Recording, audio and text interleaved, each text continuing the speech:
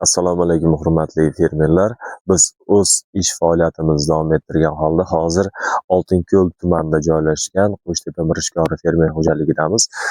Bu yerga g'allani, bug'doyni ultranavi ekilgan, ya'ni erta pishar. Yerimiz erta bo'shaydi va hosildorligi yuqori.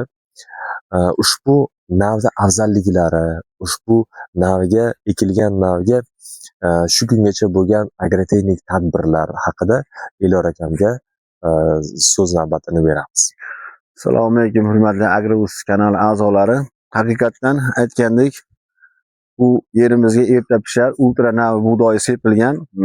Sentyabr oyining oxirlarida, oktyabr oyining boshlarida suvdan chiqqan 300 kilodan amofos bilan ekilgan g'alla maydoni. Mana ko'rib turibsiz, 8 tadan 9 tadan tuflagani ham bor.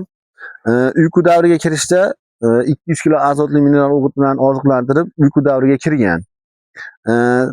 Haqiqatdan to'g'ri aytdi. 25-may kuni shu bug'doyimiz pishib yetiladi. O'tgan yil ham xuddi shu bug'doydan ekdik 2025-yilda. Qiziqqanlar uchun uyqudan turgan davrida qanday mineral oziqalar bilan oziqlantiradi, qanday suspenziyalar sepiladi, yana qancha o'g'it yedi. Qiziqqanlar bo'lsa, Agrous kanalimizga telefon orqali bog'lanasizlar. Qanday mineral o'g'itlar, suspenziyalar berilyapti, peshma-pesh xudo xolasa pishib yetilguncha sizlarga shuni taqdim qilib ko'rsatamiz.